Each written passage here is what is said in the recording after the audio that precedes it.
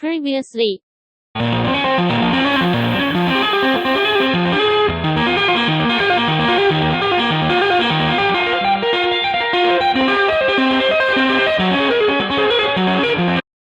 now, part 2. Welcome to part 2 of this guitar build. If you watched the original video I did a couple weeks ago, and if not, you can go back, I cut out this guitar body and this fingerboard on the $1,000 Maker-Made M2 CNC. It's the modified version of the Maslow CNC, which is an inexpensive, full-size CNC machine. After cutting all the parts out, I found that I had to make some edits by hand that were basically just design flaws of my own part. And also, there were some issues with things being off a little bit on the guitar, which we'll get into later. Cutting this fingerboard on the M2 was the part I was really pushing my luck with, and it came out pretty good. I was pleasantly surprised with the accuracy of the frets on the second time after I did some calibrations, and I didn't cut the frets all the way through on the machine. I just scored the lines where they would go and then finished them by hand.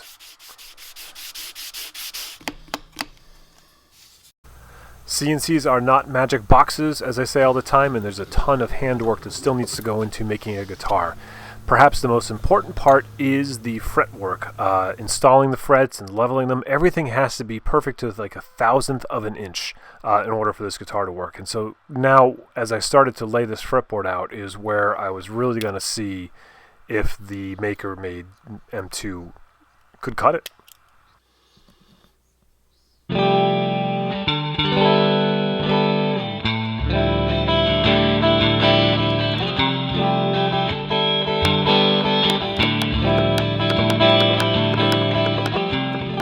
I went about this my usual way, and it wasn't until I got to this point where I realized that maybe I should have checked the fingerboard a little more closely before I started doing my work.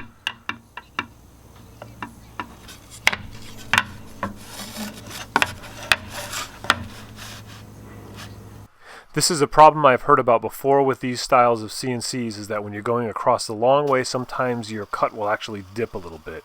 And it is more than likely caused because of a calculation error. And I thought that I'd be okay with this short of a run, but I still had a little bit of a dip in there. So that meant I had to level and straighten out both sides of the fingerboard.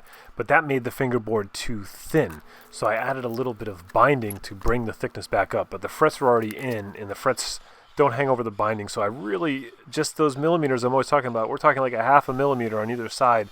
It's just a little too short. And it made it a little bit tricky to set this up.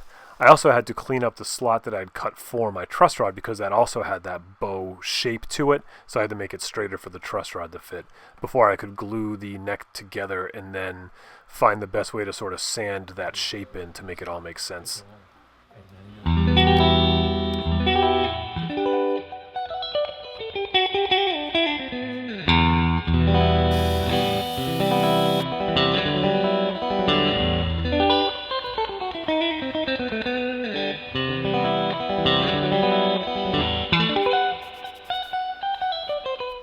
Part of the design is to put a piece of wood up here to mount the string holders, and I forgot that the last time I made one of these I ended up gluing like a little width on. I wanted just a little more width for holding the nut that holds the strings in. I need to be at about 1.9 inches, so I brought this up a little bit more. I extended it out and just sort of sanded it in at an angle, and that's giving me plenty. But what I'm afraid to do is sand this all in perfectly smooth. I don't know, I might sand it a little more, but we might just leave that a little bit rough there. Just because that's where some of these, these minor offsets are not quite accurate. So, if I were to make guitars on this CNC in the future, what I would do is I would oversize the neck and the file. And then that would give me room to sand it in and sand through the imperfections. But there's no reason why I couldn't still just do it exactly like this. Just make the neck too wide and sand it in. I've got to sand anyways. We're close.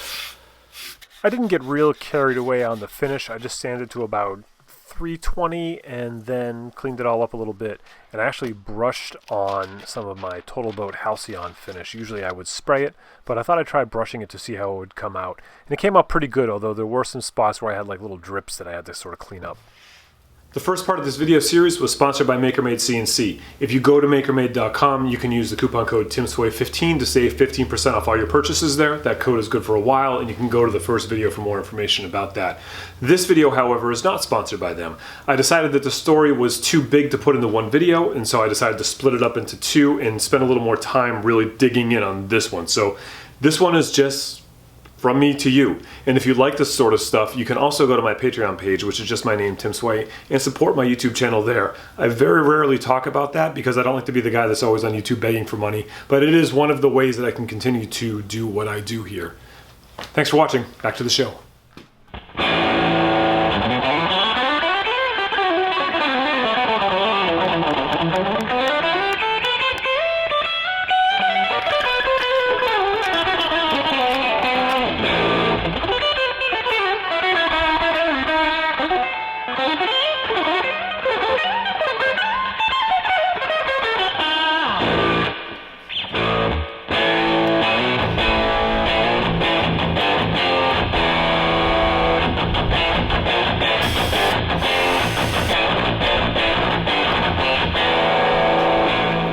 Everything was going along pretty good. I had mentioned I had that dip in the neck, and I added this binding that I figured would widen it all up. And my widths are actually pretty much where I want them to be, but there is just a little bit of wonkiness here.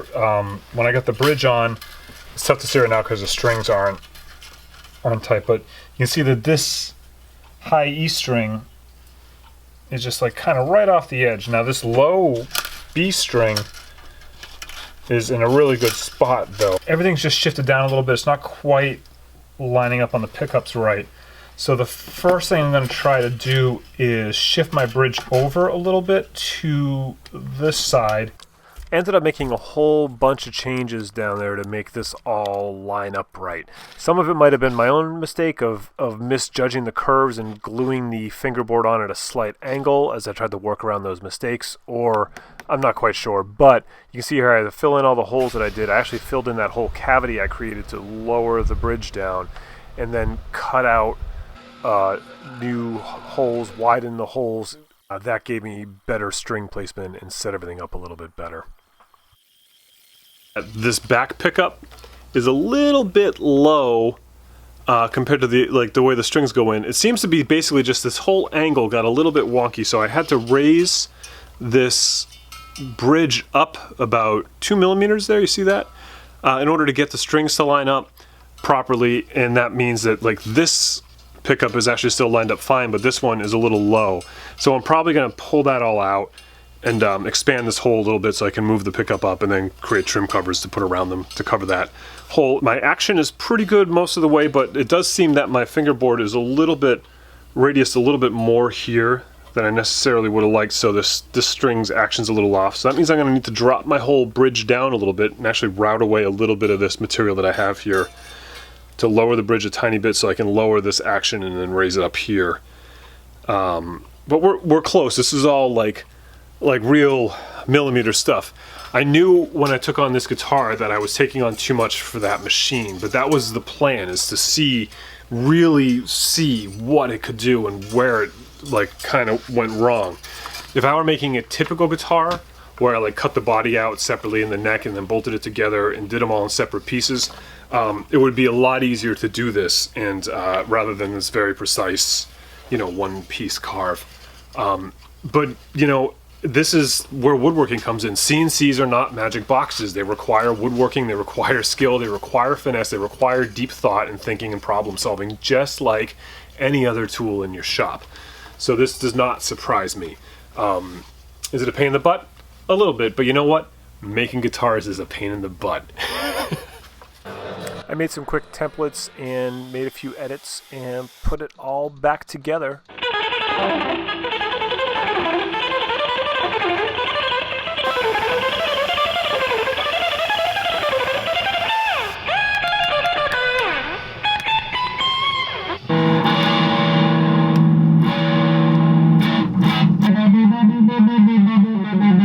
Getting there. I got a few frets to work out, and got to button up the electronics a little bit. The review and a surprise. I've been tinkering with this for a few days, trying to get it set up as good as I can, and it's time to put it to the test. In the past, when I've had guitars I wanted to have tested by a real proficient guitar player, I've invited Kenny down. He's a guitarist in the local band called Zenosis, and he's a very talented musician.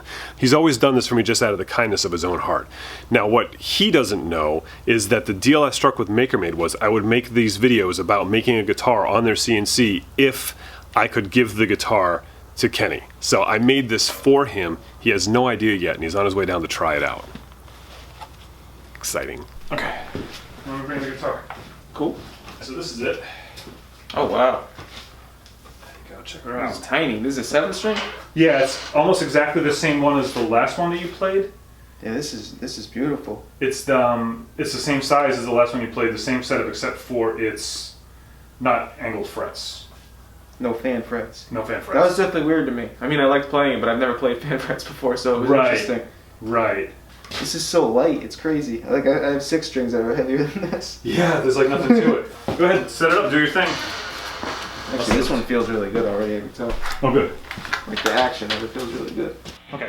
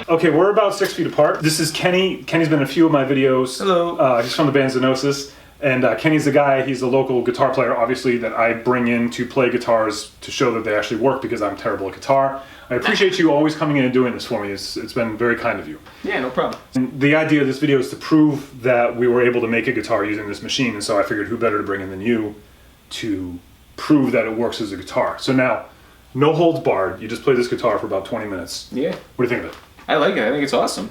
I like how light it is. I love the headless. It makes me want to get one eventually. I love these right here. These features are really cool. Oh, the coil taps? Yeah. Yeah. I'm not used to having a guitar with that either. I think the neck is, it's a good, like, it's good for my little hands. Because I've played guitars where the neck is way too thick, and I'm like struggling to even, especially with like metal kind of stuff that I was playing before where I'm doing a lot of reaching. And it's interesting you pointed out the neck thickness. The biggest problem I had making this guitar was that when the machine cut from left to right, it actually kind of sagged a little bit in the middle. So really? I cut that fingerboard and I cut the neck on it, and then they weren't straight. So I had to right here there was like a bow, you're saying? Right. So it kind of like here was lower than here. So I had to so I had to sand it all straight, and then it got too thin. So that's why I added this binding to it. Oh wow! And then so you had to do that by hand, or did you use that? Well, I glued the binding on by hand and cleaned that up to fix it. No, I was just interesting to learn about that because this whole time I had no idea that's how you did it. So yeah, so the idea of this was that it is a less expensive machine. It's a little more affordable to people, and we wanted to see how far we could push it. I don't think it's not designed to make guitars, but I was able to do it. But what's really cool about this that I didn't tell you about this when I asked you to come do this is that the deal I made with this company was they paid me to make this video. And the arrangement that we made when we worked it out was that the guitar would be yours.